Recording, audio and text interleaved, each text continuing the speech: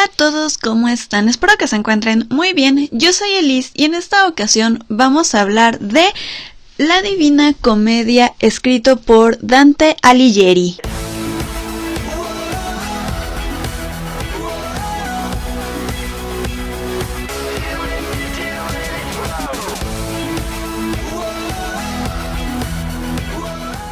Dejé pasar mucho tiempo para poder hablar de esta obra y es que no es sencilla de abordar realmente, así que tenía ideas volando sobre mi cabeza siempre que quería hablar de este libro, pero no podía aterrizar en algo en específico, hasta que me senté a escribir algo en concreto para poder hablar, para poder decir, creo que esto es lo más importante para rescatar de la obra y pues aquí tenemos el resultado, así que vamos a hablar un poquito sobre esta Divina Comedia. Hay que partir diciendo que la Divina Comedia es uno de los poemas más representativos no solo de la literatura italiana, sino también de la literatura universal. Fue escrito por Dante Alighieri, quien junto con Petrarca y con Giovanni Boccaccio son de las figuras más representativas dentro de la literatura italiana. Alighieri comenzó a escribir esta obra a principios de los años 1300 hasta su fallecimiento, que fue en 1321. Comenzó a escribir esta obra poco después de la muerte de su amada Beatriz. Y originalmente era simplemente llamada por Dante Alighieri como comedia. Entendamos por comedia un concepto muy diferente en aquella época al que ahora tenemos sobre este género, y es que hay algunas características para que esta obra sea considerada como comedia. Una de ellas es que, a pesar de que la Divina Comedia comienza con eventos desafortunados, como trágicos, como desesperanzadores, tiene un final feliz, y eso es lo que diferenciaba a las obras de las tragedias, y es que si no tenían estos finales trágicos, pues obviamente pasaban al género de la comedia. Esta es una. La otra es por el idioma en que fue escrito esta obra. Y es que también las tragedias en aquella época eran escritas en latín, que era considerada la lengua de los cultos. Pero Dante Alighieri la escribió en lengua vernácula. La lengua vernácula es el lenguaje común, el lenguaje de la gente, el lenguaje popular, y en este caso la obra fue escrita en toscano. Algunos años después, ya que la obra fue publicada, ya fue Giovanni Boccaccio quien le añadió el término divina, como ahora lo conocemos, Divina Comedia, por los temas religiosos que aquí se tocan. Ahora, hay mucho que decir acerca de esta Divina Comedia, principalmente por todo el recorrido que Dante hace a través del infierno, del purgatorio y del paraíso, pero también cómo él estructuró de manera casi perfecta, o debo decir perfecta, toda esta obra. Y es que en todo este poema vamos a encontrarnos con 100 cantos en total. Uno de ellos sirve como introducción y los otros 99 ya pertenecen a cada una de estas 3 secciones que él va a ir visitando. Y cada uno de estos cantos se compone por estrofas de 3 versos, que son endecasílabos o tercetos. Y me parece, si no mal recuerdo, que él fue el que inventó como esta técnica, esta métrica. La verdad es que yo no les vengo manejando muy bien todas estas métricas poéticas, pero pues se manejan por el número 3. Y es que este número va a representar a toda la obra. El número 3 es un número cabalístico porque representa la perfección. Como muchos de nosotros sabemos, la mayoría de las cosas vienen en binas, pero el 3 representa esta perfección y también representa a la Divina Trinidad. Obviamente, pues ahí viene el nombre. Y es que este número lo vamos a encontrar muy bien segmentado en muchas partes de su obra. Por ejemplo, tenemos a los 3 personajes de este poema, que son Dante, obviamente, que es quien va a hacer este recorrido. Tenemos a Virgilio, que lo va a acompañar durante el infierno y el purgatorio, y por último está Beatriz, que es quien lo va a acompañar en el paraíso. Volviendo al principio, los cantos pues están en tercetos. Tenemos 9 círculos en el infierno y tenemos 9 en el paraíso. También hay 33 cantos en cada sección. En algunas ediciones toman a la introducción como un canto del infierno, pero hay otras en que es totalmente aparte, y eso es lo que vuelve esta perfección de 33 cantos en cada una de estas secciones. Por ejemplo, mi edición lo incluye junto con el infierno, y como que ahí siento que pierde un poquito de armonía, pero como les digo, hay ediciones donde lo contemplan muy aparte y se puede percibir perfectamente esta tríada. Y a pesar de que, como su nombre ya lo viene diciendo, que es la Divina Comedia, que viene con tintes religiosos, no son los únicos temas que él va a abordar en esta obra, sino que también también habló sobre la ciencia de su época, tocó temas de astronomía, de matemáticas, de física, e incluso se habla ya de la Tierra como, ya no como plana, sino como redonda, por también la forma en cómo está estructurado el paraíso, pero ya llegaremos a esa parte más adelante. Ahora, lo que todo el mundo creo que nos da muchísima curiosidad en esta obra principalmente y en muchas otras obras clásicas que se vuelven de suma importancia para la literatura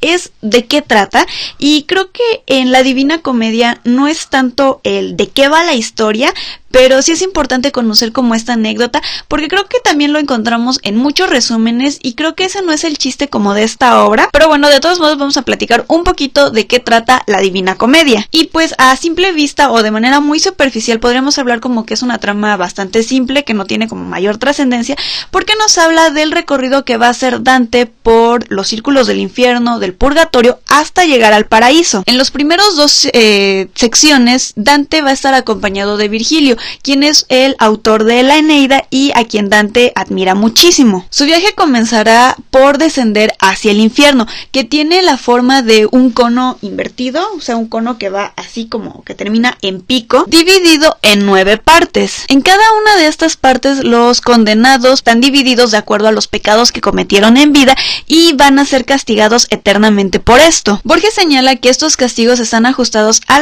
la naturaleza de los crímenes que cometieron y que estos se van a repetir siempre de manera cíclica. El primero de ellos es el limbo, que es donde se encuentran los no bautizados y los paganos virtuosos, que si bien no pecaron demasiado, no cometieron faltas muy grandes, ellos no conocieron a Cristo porque nacieron antes de él, y bueno, el único castigo que ellos cometen es como poder desear esta presencia de Dios, de esta presencia espiritual, pero que nunca la van a poder alcanzar. Y aquí podemos encontrar a Homero, a Ovidio, a Horacio, a Lucano, a Sócrates, Platón, Aristóteles. Luego van a ir descendiendo todavía más sobre este infierno y se van a encontrar con la lujuria, la gula, la avaricia, la ira y la pereza, a los herejes, y cuando llegan al punto donde están en la violencia ya se va a comenzar a segmentar, porque son diferentes los tipos de violencia que van a ir dividiendo y van a recibir diferentes castigos por esto. Está la violencia en la que afectaste a otras personas, la violencia que cometiste contra ti mismo,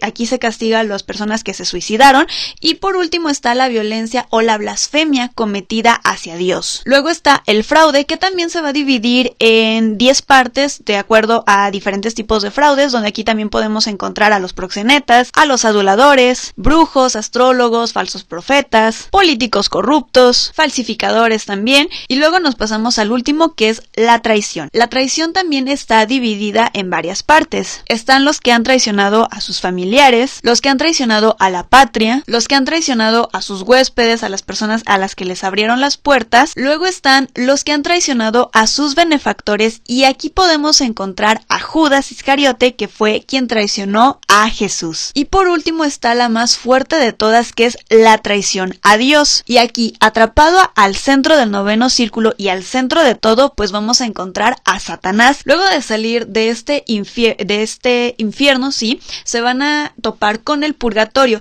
El purgatorio, a diferencia del infierno, es una montaña que va escalando, porque de esta manera te vas a ir acercando más al paraíso. En este es donde se van a expiar los pecados y va empezando del pecado más grave hasta el más leve. Y también está dividido en 9 giros, en 9 gradas, dependiendo también, como les digo, de la edición que les tocó, pues es como se va a ir mencionando, pero son 9 escalinatas, por así decirlo, en los que se va a ir dividiendo de acuerdo a los pecados capitales. El más fuerte comienza siendo la soberbia, seguido de la envidia, luego la ira, luego la pereza, la avaricia, la gula y por último la lujuria. Al llegar al último escalón del purgatorio, pues va a ser como la antesala o la entrada ya para el paraíso.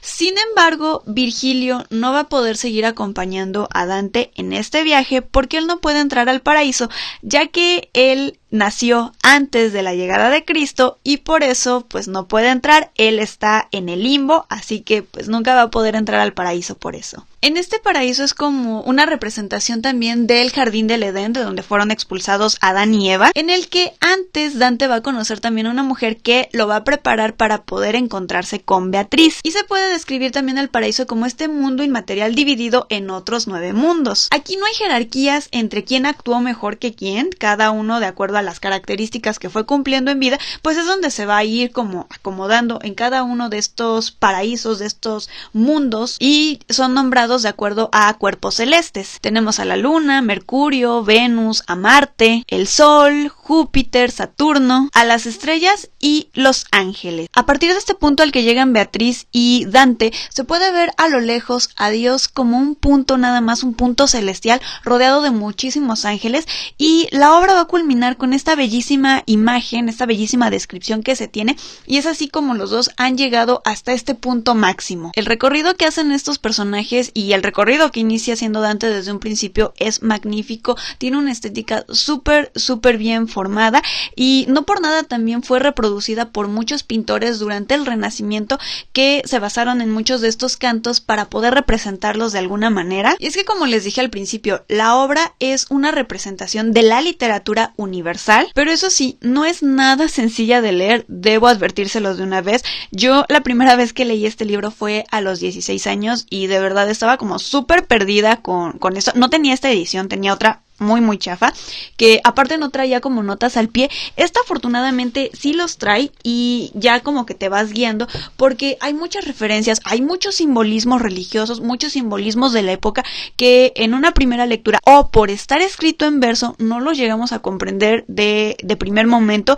y sí como que uno se va perdiendo. Después de esa primera lectura que hice con este libro, me fui empapando con algunos ensayos, y agradezco tanto haber tenido en mis manos en algún momento ensayos que Jorge Luis Borges escribió sobre la Divina Comedia. Y es que Borges no decía que esta era una de las mejores obras escritas. Él aseguraba que esta era la mejor obra escrita de toda la historia. Y ya para que Borges diga eso es que, wow, no lo puedes discutir. Acá respetamos la palabra de Borges y lo que diga Borges es ley. Para eso él tiene 2 libros en los que retrata muy bien todo un análisis completo acerca de la Divina Comedia. Uno de ellos lleva el título de 9 ensayos dantescos, en el que son 9 ensayos donde nos habla mucho de la obra. Y el otro es un ensayo que se encuentra en un libro titulado 7 noches, y es el primer capítulo y se llama así, La Divina Comedia. Y en estos ensayos Borges lo que hace es enaltecer muchísimo lo que es la Divina Comedia, y hace que te den muchísimas ganas de poder entrar, de poder adentrarte muchísimo más a este recorrido que Dante va haciendo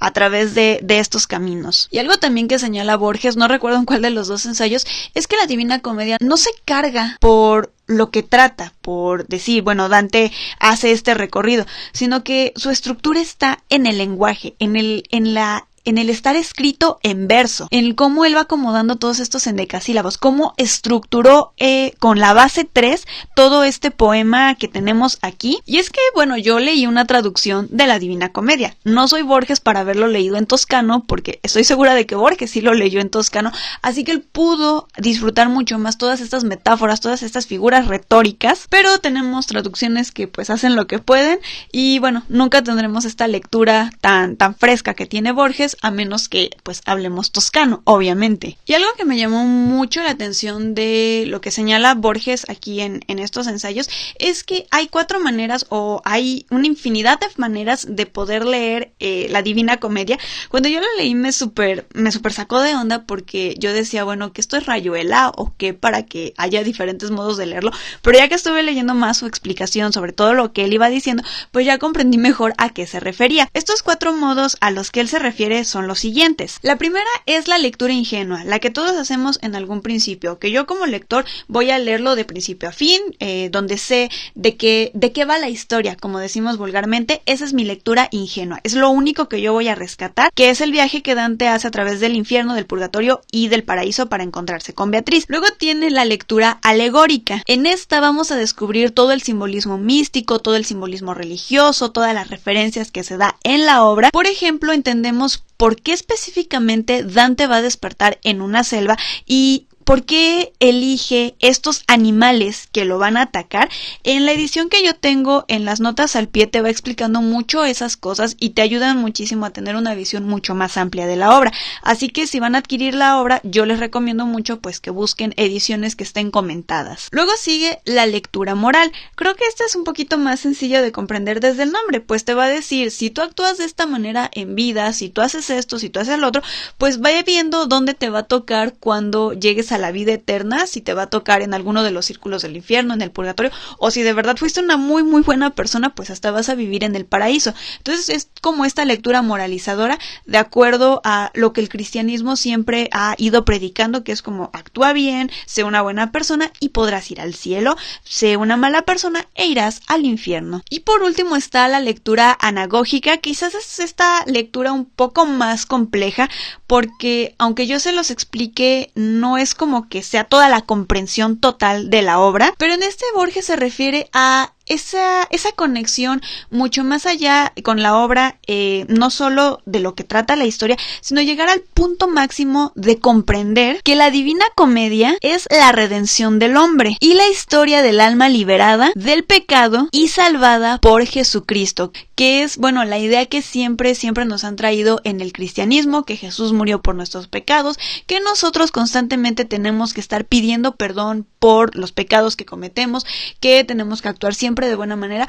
Va de la mano con los otros tipos de lecturas que les fui dando, pero digamos que este es como el punto máximo, como el llegar a comprenderlo al 100%, y aunque yo se los explique, y aunque yo también lo haya leído, quizás yo no he llegado a ese punto o a esa lectura con esta obra, me falta mucho por comprender realmente, pero creo que ya tengo como esta lectura ingenua y tengo ya la lectura alegórica, porque ya he ido comprendiendo mucho más los símbolos que aquí van representando, no solo del catolicismo. Y pues sí, no es una lectura sencilla de leer. Yo les quise traer como rescatar como todo lo que es la obra en sí, pero si ustedes se animan a leerlo en algún momento, les recomiendo mucho los ensayos de Borges. Igual les voy a dejar los títulos aquí abajo. No tengo los links de acceso a ellos, pero pues igual y puede ser sencillos de encontrar. Leer estos ensayos quizás nos ayude a comprender un poquito o a tener una visión un poco más amplia acerca de la obra. Y por último, les recomiendo muchísimo, eso sí, que cuando compren una edición, chequen por favor que la edición esté comentada, que tenga notas al pie de página.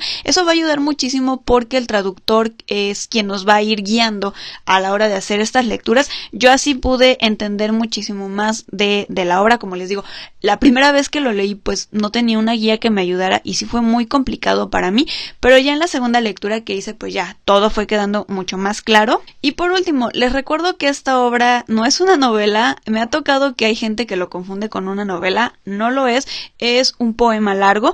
Por lo mismo está escrito en verso y quizás también su lectura se vuelva un poco pesada. Yo les recomiendo también que lo lean en voz alta en algunas partes porque, como lo dijo Borges, se disfruta más por su lenguaje. Entonces, al ir escuchando la musicalidad de nuestras palabras en voz alta, pues quizás lleve a tener un nivel de comprensión un poquito más alto. Y bueno, son los consejos que yo les doy, que a mí en algún momento me llegaron a funcionar, por si se animan en leer esta magnífica obra. Y bueno, creo que eso sería todo por el video de hoy. Espero que no sea muy largo, pero igual si es largo pues no lo puedo acortar por todo el contenido que tiene esta gran Divina Comedia que nos regaló Dante Alighieri hace muchísimos años. Y bueno, déjenme aquí abajito en los comentarios si ustedes ya leyeron la Divina Comedia, si igual en la escuela se los dejaron leer en algún momento, pues también déjenmelo acá abajito. Si no lo han leído y si tienen curiosidad por leerlo en algún momento, o si conocen algunos pasajes de la obra, porque pues ya es parte de nuestra cultura general y aunque no lo hayan leído pues lo tenemos presente. Saben también que pueden encontrarme en todas mis redes sociales como son Goodreads, Instagram y Twitter, que son las que yo más utilizo. Y bueno, sin nada más que decir, me despido y los estoy viendo para la siguiente. Bye.